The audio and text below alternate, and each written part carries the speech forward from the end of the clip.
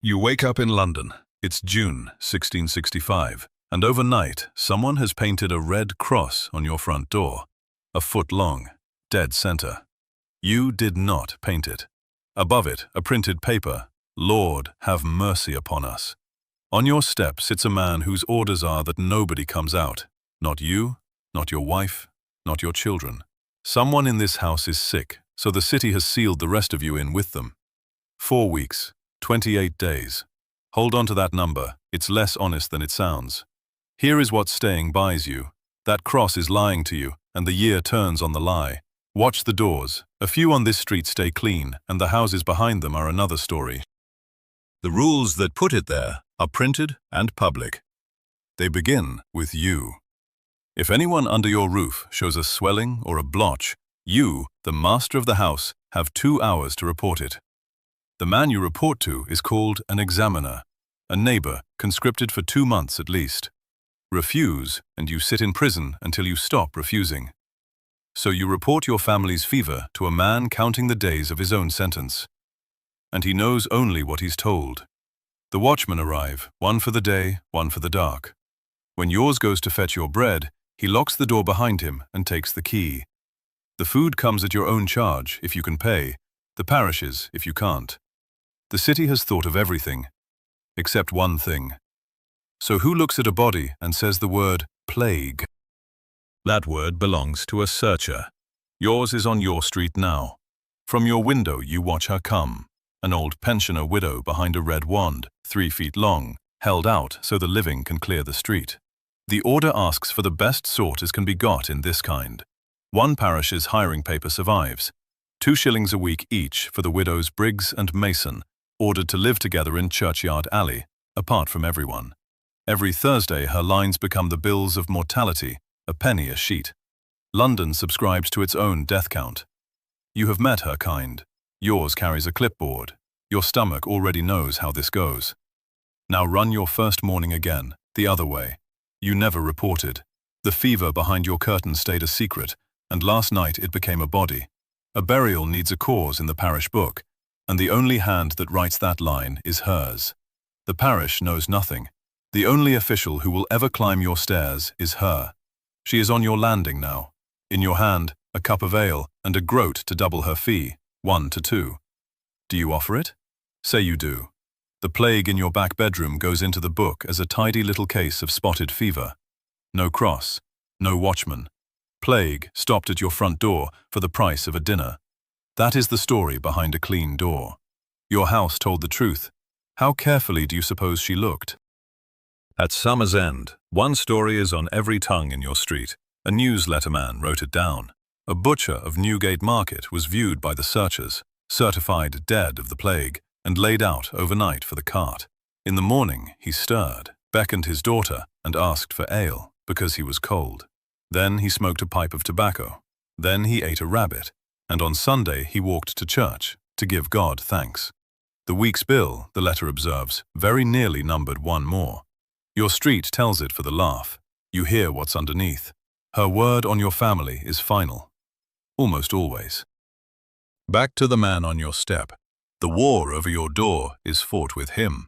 His job, keep your family in, run your errands, and somehow never catch the thing on the other side of the door. His pay, whatever the parish thinks fit. That's the parish's own wording. Most of what we know of his war comes from Daniel Defoe, about 5 years old that summer, who grew up collecting the stories London told and printed them 57 years later, half history, half novel. 1 man on a stool between your family and the open street. So how do you get out? Money first. Watchman took it to look the other way. The city whipped 3 through the streets for it. The money went on working. Second, the back window. Your legs are already voting for it. 1 household in White's Alley kept their watchman talking out front while everyone slipped out the back. He guarded the empty house for the best part of a fortnight. Third, gunpowder. 1 family, in Defoe's telling, blew their watchman off the step and climbed out while he burned. They were never found. Once you're out, the road wants a certificate of health. Forgers, the story goes, did a brisk trade.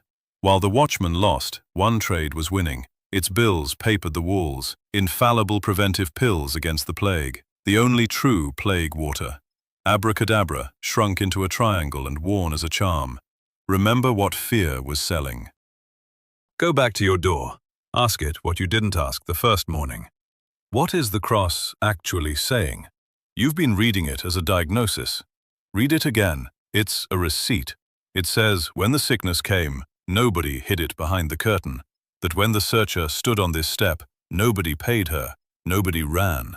Because your house is a small room with your family inside it, and the law has made honesty the one choice that seals them in with it. So London lied, or paid, or ran, and plenty carried the plague with them. The price of all that lying is about to come due. The first house, sealed in the parish of St. Giles, at the sign of the ship, drew a crowd. They tore the cross and the paper off the door and opened it in a riotous manner. You watched them do it. You understood every hand on that door. You could see what it was. It was a coffin you were still alive inside. That was April. The crosses kept coming. The city picked a fight it could win instead. It banned hogs, dogs, cats, and tame pigeons, and appointed dog killers. Defoe heard talk of 40,000 dogs and 5 times as many cats. An apothecary, William Boghurst, made a note. The rat killers will have a sweeping trade next year, the rat bane all spent, and the cats killed. You'll meet him again before this is over. The number from your first morning comes due. The order says 4 weeks after all be whole. The clock starts on the last day anyone in your house is sick. Day 26, your daughter runs a fever. Any fever. The count begins again at nothing. There is the fork in your kitchen.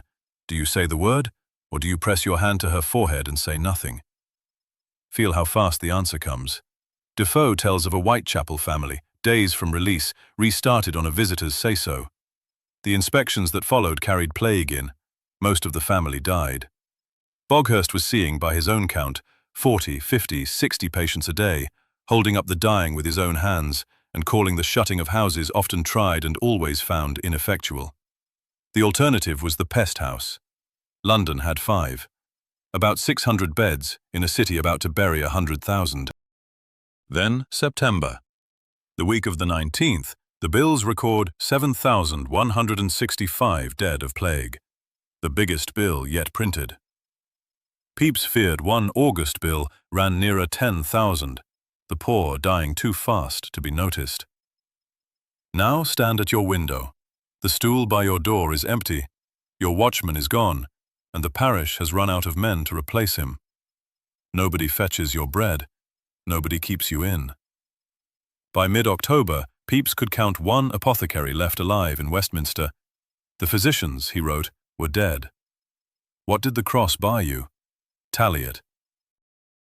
The lie hid the sick, paid off the ledger, and walked out through the gates into England. The sealing of houses ran exactly as long as there were Londoners left to run it, not a day longer. The year closed at 68,596 recorded plague deaths. The true count is reckoned near 100,000, roughly 1 in 4. 1 page before you go. The 7th of June, 1665. A clerk named Samuel Pepys walks down Drury Lane and sees them for the first time. 2 or 3 doors, red crosses, the words underneath. He writes that it's a sad sight, the first of the kind he has ever seen. Same entry, same day. The sight puts him in such an ill conception of himself that he stops and buys a roll of tobacco to smell and chew, because the word in London is that smoke keeps it off. Before you smile, stand in the lane. The crosses are a few doors down. Between you and them, only rumour. You'd have bought the tobacco too. He didn't yet know how many more there would be.